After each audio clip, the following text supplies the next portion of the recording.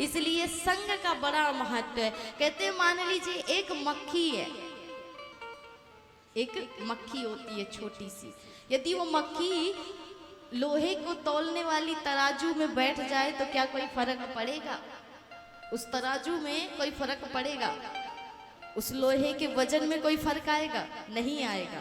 लेकिन वही मक्खी यदि सोने को तौलने वाली तराजू में बैठ जाए तो कितना फर्क पड़ेगा? कितने ग्राम का फर्क पड़ जाएगा? पड़ेगा कि नहीं पड़ेगा? पड़ जाएगा ना। इसलिए संग का बड़ा महत्व होता है। संग ऐसा करिए जो जीवन को बना दे, संग ऐसा मत करिए जो जीवन को व्यर्थ में बिगाड़ दे। इसलिए कहा सत्संग करिए, संतों का संग करिए, सद्पुरुषों का संग करिए। जो भागवत के पथ पर चल रहा है, इस भक्ति के पथ पर चल रहा है, उसका संग करिए। भगवान को प्राप्त करना आसान है। दो ही मार्ग हैं, एक है ज्ञान मार्ग, एक है भक्ति मार्ग। तो ज्ञान मार्ग से तो आप पा नहीं सकते हो, ज्ञान बड़ी जटिल चीज है, कठिन चीज है, ज्ञान से पा नहीं सकते, भक्ति से पाएंगे। तो महाराज भक्ति से जब पाने निकलोगे ना तो भक्ति में भी बड़े ताने हैं। जगत का क्या नियम है भोलेनाथ ने बताया। देवी पार्वती के मन में विचार आया कि प्रभु आज जगत का स्वरूप देखेंगे कैसा है। तो कहा कि चलो देवी हम तुम्हें जगत घुमा करके लाते, भ्रमण करा करके लाते। नंदी को साथ में लिया, लेकर के चल दिए। भोलेनाथ ने कहा कि देवी तुम पैदल चलना, मैं नंदी पर बैठ जाता हूँ। कहा ठीक है बैठ जाओ प्रभु। बैठ गए। जैसे ही गए तो लोगों ने कहा कि देखो कैसा बूढ़ा, कितना मूर्ख है यह बूढ़ा बाबा। उस सुकुमारी राजकुमारी को, कन्या को चला रहा है और स्वयं बैल के ऊपर बैठ गया। भोलेनाथ मुस्कुरा करके चले गए। आगे चले तो कहा कि देवी अब आप थक गई होंगी, अब आप इस पर बैठ जाओ, मैं नीचे चलता हूँ। भोलेनाथ चलने लगे और पार्वती मैया को बिठा दिया कहा नंदी के ऊपर। अब लोगों ने देखा तो कहा कि देखो कैसा ये बाबा मूर्ख है। उस कन्या को बैल के ऊपर बिठा दिया और बेचारा बूढ़ा बाबा खुद नीचे चल रहा है। बताओ ये कैसी नारी है, इसको नीचे चला रही है, स्वयं इस पर बैठ करके चल रही है।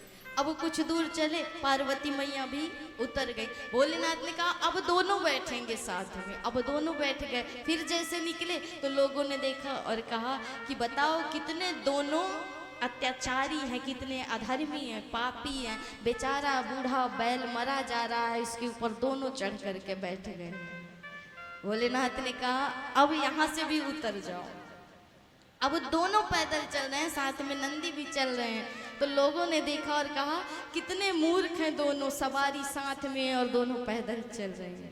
तो भोलेनाथ ने कहा यही जगत का नियम है, जगत का स्वरूप है देवी, कि आप अच्छा भी करोगे तो भी टिप्पणी है, बुरा भी करोगे तो भी टिप्पणी।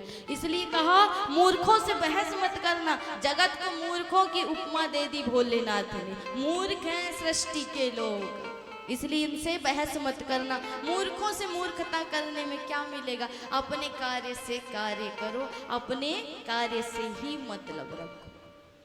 तो आपको जो अच्छा लगे वो करो। सिर्फ मार्ग दो ही हैं भगवत प्राप्ति के, एक है भक्ति, दूसरा है ज्ञान। लेकिन कलयुग में ज्ञान से भगवान नहीं मिलेंगे, भगवान मिलेंगे भक्ति से। भगवान मिलते हैं प्रेम से महाराज। इसलिए यदि भगवत प्राप्ति करनी है, भगवान की प्राप्ति करनी है तो भक्त के चरण पकड़ लो।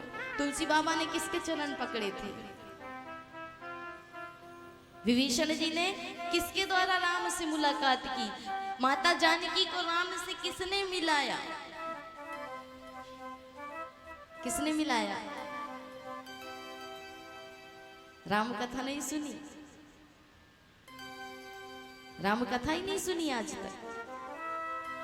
हनुमान जी महाराज ने मिलाया महाराज। तुलसी बाबा को किसने मिलाया? विभीषण जी को किसने मिलाया? जानकी मैया को किसने मिलाया? हनुमान जी ने ही तो मिलाया। हनुमान कौन है? भगवान के सबसे प्रेमी भक्त हैं। और यदि भक्त का चरण पकड़ लिया तो भगवत प्राप्ति संभव है।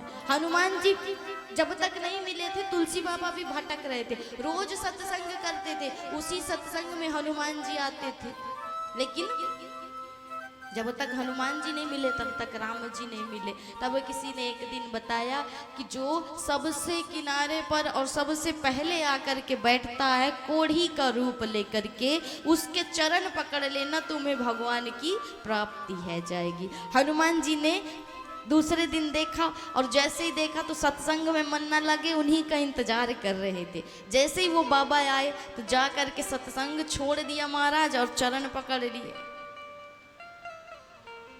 हनुमान जी कहते कि दूर है जा, दूर है जा, तुझे भी ये रोग लग जाएगा। तो कहा महाराज यही रोग तो लगाना चाहता हूँ जो तुम्हें लगा है।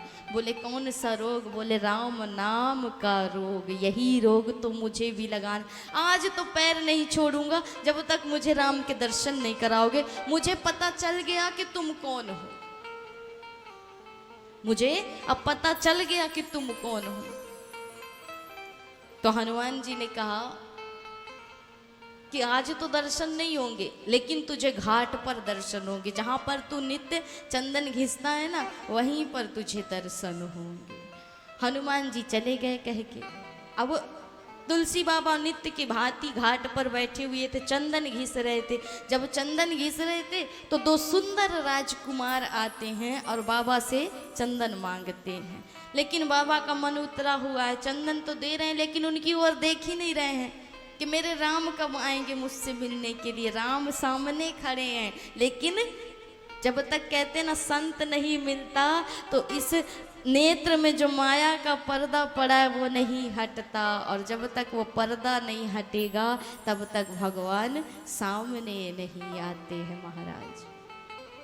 तो जब तक ये पर्दा नहीं हटेगा ना, ब्रज में एक गोपी आई तो उसका नया नया ब्याह हुआ था महाराज। अब नया नया ब्याह है, हाथों में मेहंदी लगी है, मेहंदी लगी है, सामने बिहारी जी का दरबार है, बिहारी जी बैठे हुए हैं सामने। बिहारी जी के यहाँ भी मंदिर में नियम है कि कुछ सेकंड में पर्दा डाल दिया जाता है, ताकि आप इतना ना देख लें कि भगवान आपके पीछे पीछे चले जाए, इसलिए पर्दा डाल दिया जाता है। तो पर्दा डाले तो बिहारी जी के जो सामने पर्दा है वो तो उनके हाथ में है, वो जब चाहे तब पुजारी को कह दे, पुजारी हटा देगा।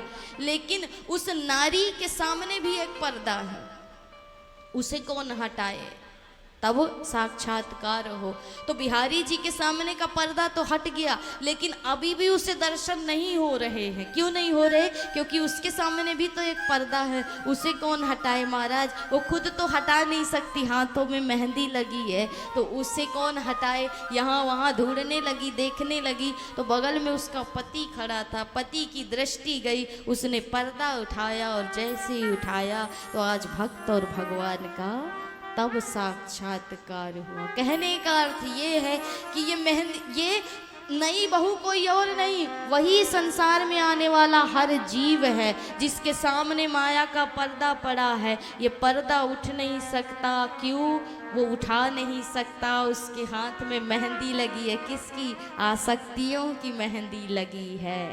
रोग लगा है संसार का महाराज, और जो आसक्तियों की मेहंदी लगी है उससे वो स्वयं तो पर्दा हटा नहीं सकता।